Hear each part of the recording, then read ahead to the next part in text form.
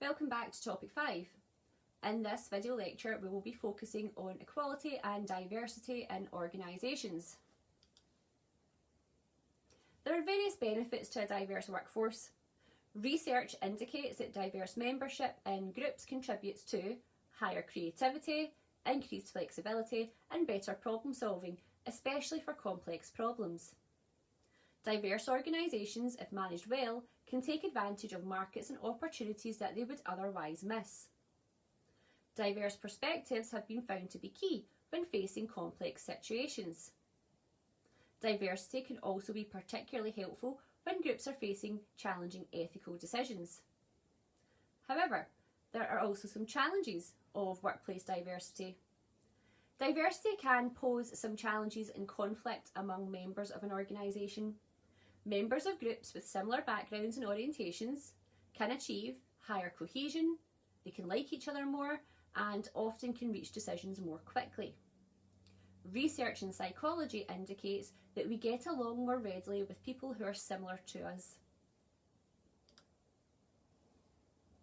There are two different approaches to equality in an organisation: the equal opportunities approach and the managing diversity approach.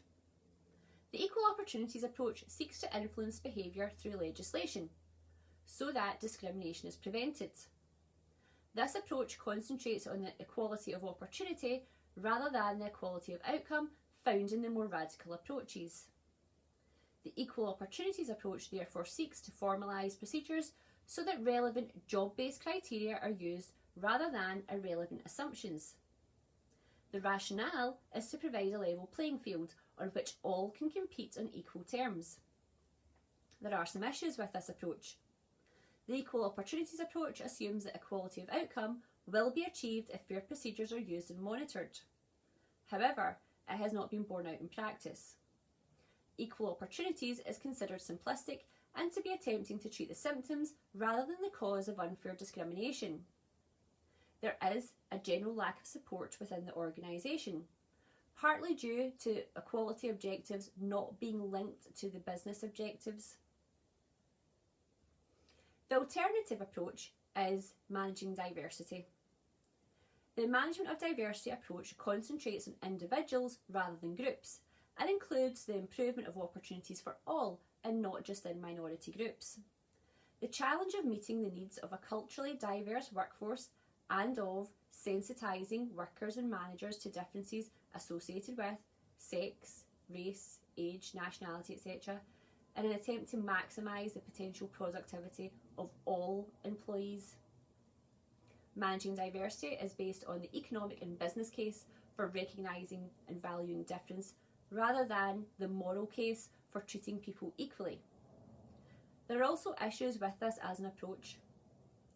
Curtin and Green pointed out that only a small number of organisations are ever quoted as management of diversity exemplars. Even organisations which claim to be managing diversity do not appear to have a more diverse workforce than others, and neither have they employed more minority groups. Whether diversity management, which originated in the US, will travel effectively to the UK, where the context is different, is to be seen. So what are the implications for organisations and what actions should they be focusing on? Well, firstly, organisations need to create a culture of respect and dignity for all employees, and this can be achieved through the implementation of well-designed policies and procedures. Then, organisations need to foster respect and ensure that all employees know that respecting diversity is the responsibility of everyone.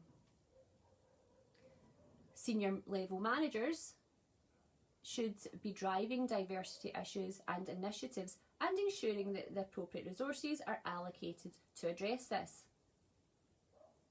There should be an approach where employees are thinking inclusively, and policies are designed to ensure that they are fair, transparent and address different needs. Policy should also be evaluated to ensure they are bias-free and fair and work effectively across the organisation. Failure to carry out policy and practice reviews could undermine their effectiveness. So now you have an understanding of equality and diversity in the organisation. Please complete any reading and learning activities before moving on to the next topic.